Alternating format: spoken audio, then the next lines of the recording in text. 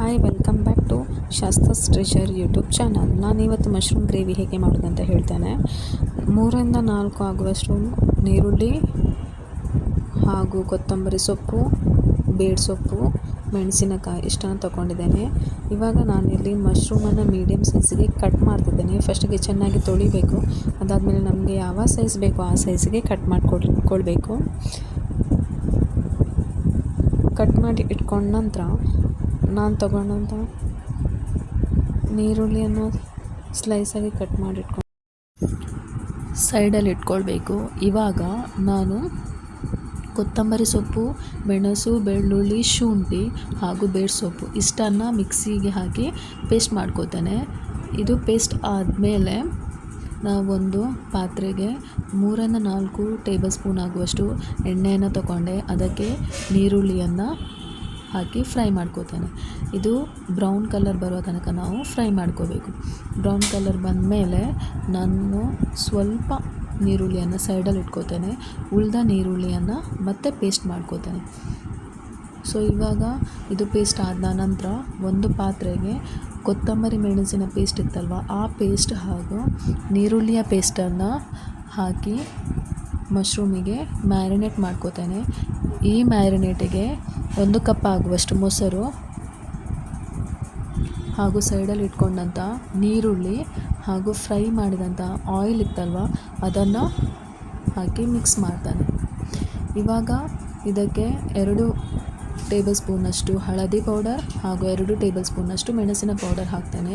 ನಮಗೆ ಜಾಸ್ತಿ ಖಾರ ಬೇಕಾದರೆ ಜಾಸ್ತಿ ಪೌಡರ್ ಹಾಕಬೇಕು. ಅದಾದಮೇಲೆ ಕೊತ್ತಂಬರಿಯದ್ದು ಪೌಡರ್ ಹಾಕಿ ಇದನ್ನು ಚೆನ್ನಾಗಿ ಮಿಕ್ಸ್ ಮಾಡ್ಕೋಬೇಕು.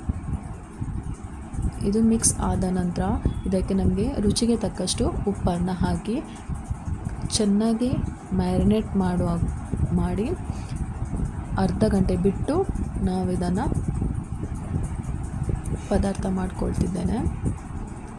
ಇವಾಗ ಅರ್ಧ ಗಂಟೆ ಆದ ನಂತರ ಒಂದು ಬಾಣಲೆಗೆ 3-4 ಟೇಬಲ್ ಸ್ಪೂನಷ್ಟು ಎಣ್ಣೆ ಹಾಗೂ ಬೇಡ್ ಸೊಪ್ಪು, ಸೋಂಕಾಳು, 1 ಟೇಬಲ್ ಸ್ಪೂನಷ್ಟು ಜೀರಿಗೆ, ಅದಾದಮೇಲೆ ಇದಕ್ಕೆ ಚಕ್ಕೆ, ಲವಂಗ ಹಾಗೂ ಬಿರಿಯಾನಿ ಎಲೆ ಹಾಕಿ 2 ಸೆಕೆಂಡ್ ಬಿಟ್ಟು ಮೆಣಸಿನ ಪೌಡರ್, ಶುಂಠಿ ಬೆಳ್ಳುಳ್ಳಿ ಪೇಸ್ಟ್, ಕೊತ್ತಂಬರಿ ಪೌಡರ್ ಇಷ್ಟನ್ನು ಹಾಕಿ ಚೆನ್ನಾಗಿ ಮಸಾಲೆಯನ್ನು ಫ್ರೈ ಮಾಡ್ಕೊತಿದ್ದೇನೆ.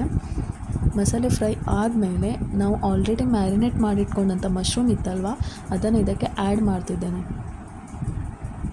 ಇವಾಗ ಈ ಮಶ್ರೂಮ್ ಮ್ಯಾರಿನೇಟ್ ಇದೆ ಅಲ್ವಾ, ಇದು ಎಣ್ಣೆಯಲ್ಲೇ ಸ್ವಲ್ಪ ಬೇಯೋ ತನಕ ಬಿಟ್ಬಿಡ್ಬೇಕು ಇದನ್ನು.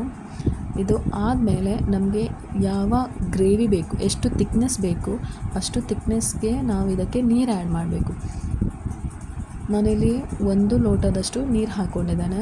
ಇದು 1 ಲೋಟ ನೀರು ಹಾಕ್ಕೊಂಡ್ಮೇಲೆ ಸ್ವಲ್ಪ ಕುದಿ ಬಂದಮೇಲೆ ಇವಾಗ ಇದಕ್ಕೆ ನಾನು ಸ್ವಲ್ಪ ಕೊತ್ತಂಬರಿ ಸೊಪ್ಪನ್ನು ಆ್ಯಡ್ ಮಾಡ್ತಿದ್ದೇನೆ.